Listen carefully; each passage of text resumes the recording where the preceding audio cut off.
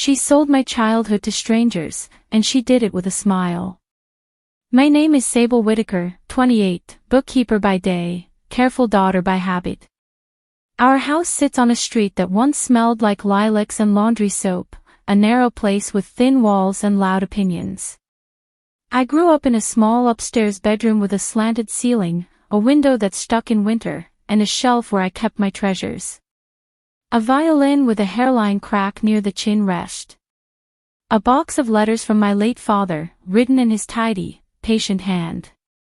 The sketchbook I filled after school, when the light cut across the desk like a ruler. On a gray Saturday, I came home from the grocery store to find the front porch crowded. That should have been my first warning. Plastic bins lined the steps, and a folding table stood in the yard.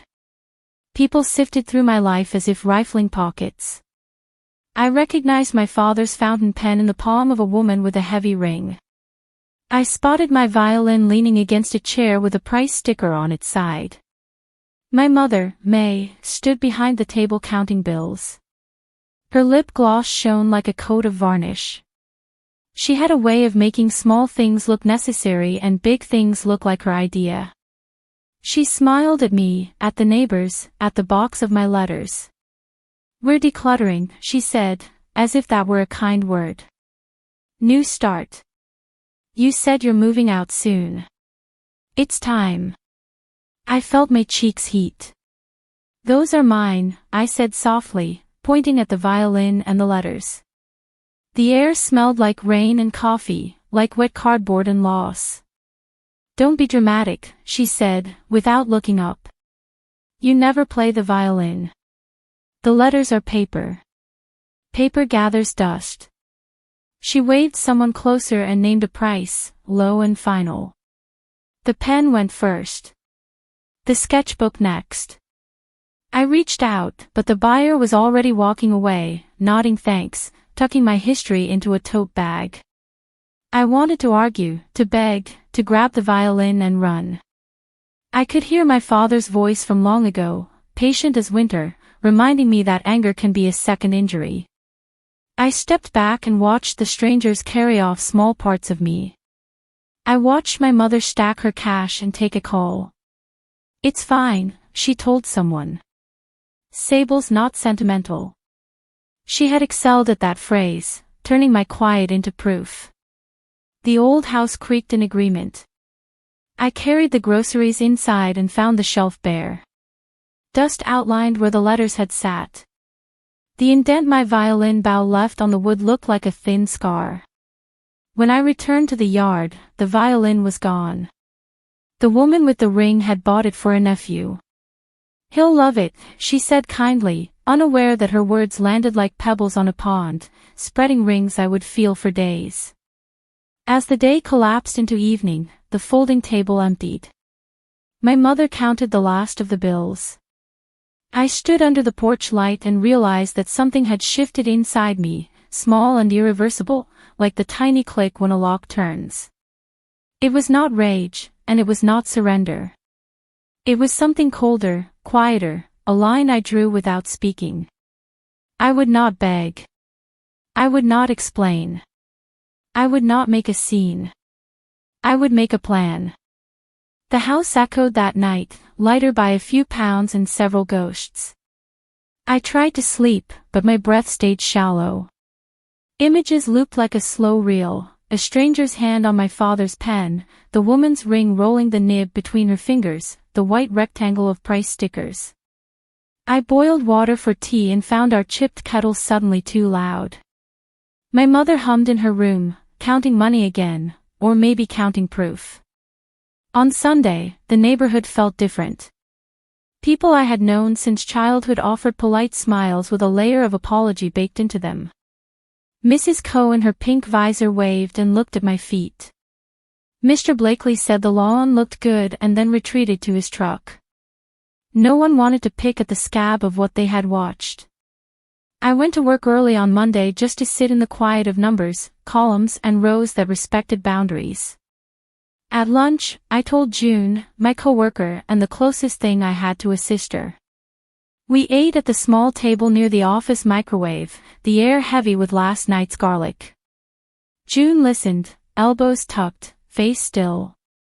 She had lost her mother young and had a radar for cruelty dressed as tidiness.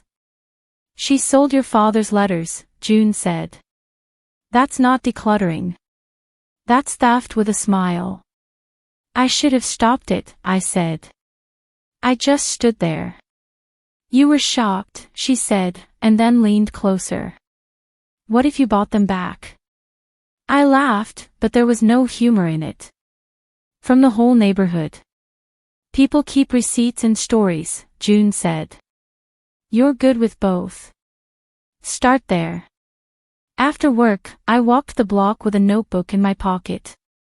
I spoke to the woman with the ring, whose name was Lila. She worked nights at the hospital and had a nephew who, it turned out, wanted a guitar. She had bought the violin for a price that made me wince, then left it with a friend down the street. If it's yours, she said, you should have it. I'll sell it back to you for exactly what I paid. Her voice was gentle, practical. I thanked her, and something unclenched. I tracked down my sketchbook in the hands of a teenager with blue hair. She had peeled the price sticker off and stuck it on her water bottle. I liked the drawings, she said, flipping gently. They're soft, but they push back. I offered to buy it back, and she shrugged, then nodded. Sure. But can I keep one page to tape on my wall? I agreed and tore out a drawing of the porch steps at dusk. The teenager smiled, and I felt oddly steadied. The fountain pen was harder. The woman with the heavy ring had passed it to a friend in a circle of vintage collectors. A small economy had already formed around my life. I followed the thread across 2 blocks and a message on a neighborhood forum. The pen would require cash and patience. I did not tell my mother where I went in the evenings. She thought I was staying late at work to balance year-end accounts. She liked that idea. It made me seem busy, useful, tucked neatly into a role she could admire. In truth, I walked door to door, introducing myself as Sable from the Whitaker house, holding a list, asking for mercy at market price. The letters were last. I found them in a shoe box on Mr. Blakely's dining table, next to a saucer of screws and a broken tape measure. He had bought them for his wife, who loved old handwriting. When I explained, he rubbed his jaw and looked past me at the window. May said you didn't want them, he said. She said you were clearing out. I never said that, I replied. My voice stayed level, but my hands had curled into themselves. They were the only thing that made the house still feel like mine. He stared at the box a long time. I lost my brother last year, he said. I know what words carry. He pushed the letters forward. Take them. Pay me when you can. I slid a sheet of cash across the table anyway. I wanted a clean line, proof in both directions. Walking home with the box hugged to my ribs, I felt a vow harden. I would gather everything. I would tally every dollar. And when the last item sat on my bed again, I would find a way to show my mother the cost without raising my voice. I would let the numbers speak. I built a spreadsheet the way doctors smooth a sheet before surgery. Each column labeled, each row precise. Item, buyer, address, cost, date, condition. I added a column for original origin, an odd phrase that meant my father's handwriting, my grandmother's locket, my own sketches. I printed receipts wherever possible. Where there were none, I wrote informal ones and asked neighbors to sign. They did, one by one, their pens leaving thin trails of apology. June became my ally officially. She drove me to 2 streets over to pick up the violin from Lila's friend, a nurse who lived in a building with plants on every sill. The violin case was scuffed, the bow hair slightly loose, but when I lifted it, the weight felt like a memory returned. You play? The nurse asked. Not well, I said. But I play enough to remember who I was when I tried. At home that night, I tuned the violin to the piano app on my phone. The A string buzzed a little. The window rattled with the note. My mother knocked and opened the door without waiting. "You found it," she said, smiling as if she had helped. "See? Things come back around. No need to sulk." "I didn't sulk," I said. I logged the violin in the spreadsheet and wrote the amount in careful digits. My mother glanced at the page, then at the stack of receipts in a neat clip. "You're being obsessive," she said. "Let it go." Her words floated in the air between us, a curtain I did not pull down. I closed my laptop and placed it on the desk like a fragile object. "Good night," I said, and she frowned, not at my tone but at my refusal to argue. The next morning, a small revelation arrived in an unlikely envelope. It was from a neighborhood resale app, a printed quarterly statement that looked like a bank record. My mother had used the app for part of her sale, posting photos with short captions and prices. The statement listed item IDs, sale amounts, seller's name, and deposit dates. The name was hers, unmistakable. The deposit date was the same evening I had watched her count cash at the table. The amounts matched several of my receipts, item for item. Violin, fountain pen, locket, sketchbook, letters in a bundle listed as vintage correspondence. I laid the statement beside my spreadsheet and drew connecting lines with a ruler. It felt like linking bones in an X-ray. I did not need the paper to tell me what I already felt, but it changed the shape of the proof. This was not a misunderstanding. This was a decision executed with polish and distance. She had told a story about my indifference and used it to make a profit on my past. I made one call, then another. The fountain pen finally surfaced in a tiny shop near the bus depot, where a soft-spoken owner collected and repaired small, beautiful things. He cradled the pen as if it were a bird, and asked fair price plus the cost of a new converter. "It deserves ink," he said. I paid and asked for an invoice with the shop stamp. He printed one and slid it across the counter. The number settled in my chest with the rest. That evening, June and I sat at my kitchen table, cross-checking amounts. She tapped the stack of papers with a pen. "You have enough." "Enough for what?" I asked, though I already knew. "Enough to tell the truth without yelling," she said. "Enough to stay composed when she tries to make it small." I tucked the receipts into a manila envelope and wrote a title on the tab. Household Inventory Recovery. The phrase had the flavor of an estate document, quiet and final. I placed the neighborhood app statement on top, then a copy of my spreadsheet, then the stamped invoice from the shop. I slid the violin case under my bed and put the letters back on the shelf, their old dust ghosted by new dust. The house seemed to exhale. Standing in the doorway of my room, I rehearsed the conversation in my head. "I am leaving, and I have bought back what is mine. These are the costs. Here is the proof. There will be no debate, no hand on my arm, no lecture about gratitude. I would make tea in the morning. I would set the table. I would leave the envelope in the center, face up, my name on it. Then I would walk to the front door with my bag and close it behind me." The plan felt balanced and cold, a scale with equal weights on each side. It was the closest thing to peace I could imagine. Morning arrived clean and indifferent. I brewed tea and sliced an apple, each movement crisp. The manila envelope sat on the kitchen table like a modest guest. My mother entered in her robe and tied the belt with a tug, hair twisted into a knot that said she had slept easily. She glanced at the envelope. "What's this?" she asked, reaching for it. "Read," I said. My voice was level, almost gentle. I poured tea into 2 cups and set one near her hand. She opened the envelope and slid out the stack. Paper made its soft, dry sound. She skimmed the spreadsheet first, then the printed statement from the app, then the stamped invoice from the shop. Her eyes moved quickly, trained by years of scanning bargains and spotting opportunity. She flipped a page and stopped at the title I had printed at the top. Household Inventory Recovery. I watched her face register the phrase, then smooth. This is dramatic, she said at last.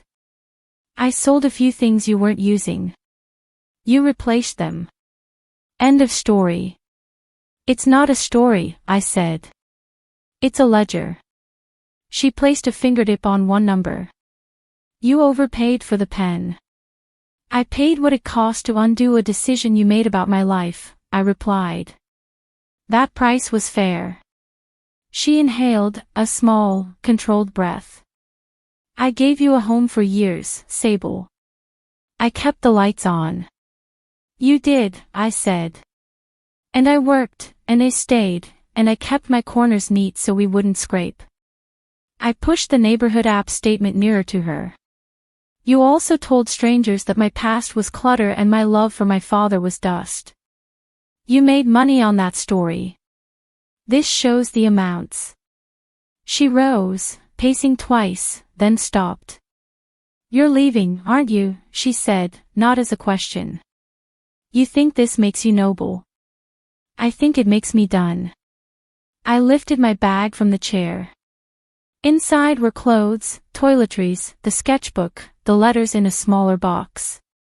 The violin case waited by the door. The receipts are for you, I said. For your records, if you keep such things. Her mouth tightened, a small white line. You're ungrateful, she said, but the words had less air than before. You always have been. I'm quiet, I said. That's different. She stood very still. The kettle clicked in its cradle, a soft metal throat clearing. I set my keys on the table. The house hummed with the low appliances and the high electricity of things unsaid. She looked down at the spreadsheet again and traced one of the totals with a fingernail, as if she could reduce it by touching it. You're making me the villain, she said, softer now, almost tired. No, I said. I'm leaving you with arithmetic. For a moment, neither of us moved. Then I lifted the cup of tea and took a slow sip. I pushed the other cup toward her. It's Earl Grey, I said. You like that one? She laughed, a single brittle note. You always knew too much, she said. Her eyes were bright, but not with tears. She set the cup down without drinking. I carried my bag to the door and slung the strap across my chest. I picked up the violin case. My mother remained at the table, her hand resting on the envelope as if it were a living thing. I opened the door and stood on the porch, the air cool, the sky pale as paper. Behind me, the house ticked, the way old houses tick when you change their temperature. Sable, she said, a word shaped like a truce and a dare. Yes, I answered, without turning. You won't come back, she said. I considered the road, the neighbor's dog, the map of cracks on the steps. I'll send the new address, I said. For mail, not for bargaining. The stillness that followed was complete. There was no slam, no weeping, no apology drilled into the floorboards. Only the quiet weight of the receipts, the tea cooling, and the neat envelope with my name. I descended the steps and walked to the street. The morning held. Justice, I realized, can be nothing more than leaving the right paper on the right table, and walking away while it speaks. My new apartment fits inside the shape of a simple breath. A clean studio above a florist, with a radiator that clanks and a window that opens without a fight. The first morning, I placed the letters on a small shelf and the violin on a stand near the window. The light found them like old friends, sliding over the paper, resting on the polished wood. I brewed coffee I liked and ate toast without hurrying. In the weeks after I left, I learned that relief can be quiet. It doesn't announce itself. It shows up as small mercies. My sleep deepened. My hands stopped curling into themselves. When I played the violin, even badly, the room felt less empty. I found a part-time spot with a weekend quartet that rehearsed in the back of a church. We played simple pieces on folding chairs. Whenever my bow squeaked, I smiled and started again. June visited with a bag of oranges and a plant I could not kill. We spoke about our mothers and about the ways women learn to make rooms neat instead of fair. Yours might never see it, she said, unwrapping an orange into perfect crescents. But you put the truth on the table. That changes things, even if the person refuses to change. Do you think she'll read the spreadsheet again? I asked. She'll look at it until it wrinkles, June said. Because it exists. Because it says you were there. On a Saturday, I walked back to my old block to give Mr. Blakely the extra 10 I owed him. He waved me off and pressed a bag of screws into my hand, laughing. For the shelf, he said. The teenager with blue hair spotted me across the street and shouted thanks for the drawing. Lila nodded from her porch with her nephew at her side, a guitar across his knees. The neighborhood had not rejected me.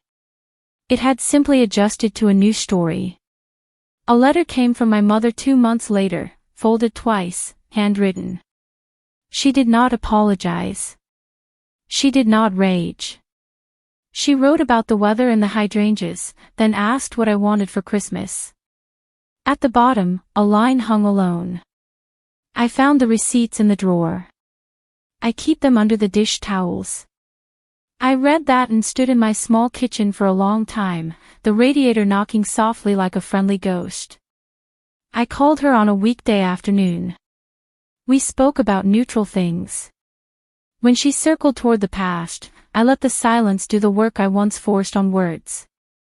I'm doing well, I said. I like my place. I'm playing a little. She made a sound I couldn't label, then wished me good night. After the call, I pulled the violin onto my shoulder and played a scale that felt like a ladder. The florist downstairs gave me a plant that blooms in winter, tiny white bells that tremble when the heat turns on. I placed it beside the letters. In the mornings, the room fills with a soft warmth that smells faintly of green. I wiped the shelf once a week and read one letter, carefully returning it to the stack. My father's words remain patient and exact. He asks about school, praises a drawing, mentions a recipe. He never gives me permission to give up. He never needed to. If I pass a yard sale now, I stop and look, not for bargains, but for the stories arranged on card tables.